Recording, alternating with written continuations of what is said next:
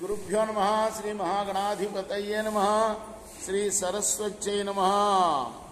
భక్తులారా, సత్సంగంలో భాగంగా ఇప్పుడు మనం భాగవత మహాపురాణం నుండి కొంత భాగం చెప్పుకుందాం. నిన్నటి వరకు మనం 5 స్కందాలు పూర్తి చేసి 6వ స్కందాన్ని 13 భాగాలుగా చెప్పుకున్నాం. 14వ భాగం ఈరోజు చెప్పుకుందాం. నారాయణ నామ సంకీర్తనలు బ్రహ్మలోక నివాసాన్ని ప్రసాదించే ఆనంద సౌభాగ్య విలాసాలు, మోక్ష సామ్రాజ్య పట్టాభిషేక స్వరూపాలవి. అనేక జన్మలలో ఆర్జించిన తపఫలాల సారాంశాలు.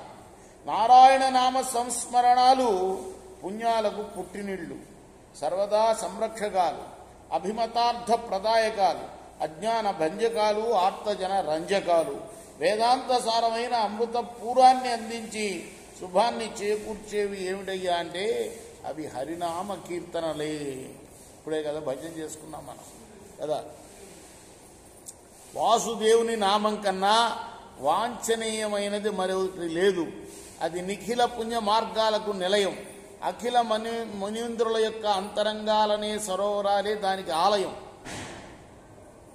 అటువంటి పరమ పురుషుని పవిత్ర నామం స్మరించేవాని ప్రాభవం అతి గొప్ప స్థాయికి చెందిందవుతుంది.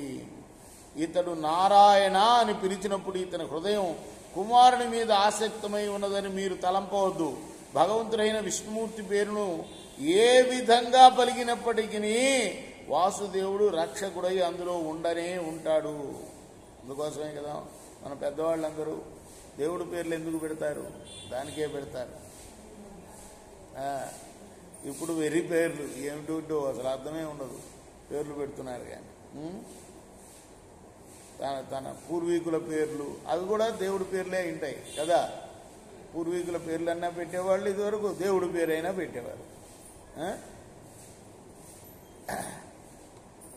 కుమారుని పేరు పెట్టి పిలిచినా లేక వేరొకరి పేరు పెట్టి పెట్టినా, విశ్రాంత వేళలోనైనా ఆటలోనైనా, ఒకరిని గేలి చేయడానికి ఉచ్చరించినా, పరిహాసంగా ఉచ్చరించినా కమలాక్షుణ్ణి నామం ఉచ్చరిస్తే చాలు పాపం పరిహరింపబడుతుంది. విష్ణుదూతలు చెప్తున్నారు యమదూతలకి. రేపు మనం దీన్ని కొనసాగిద్దాం. కృష్ణార్పణమస్తు. సాయి కృష్ణార్పణమస్తు. శ్రీ సచిదానంద సద్గురు సాయినాథ్ మహారాజ్ की जय. जय कोरा हारती गो सद्गुरु.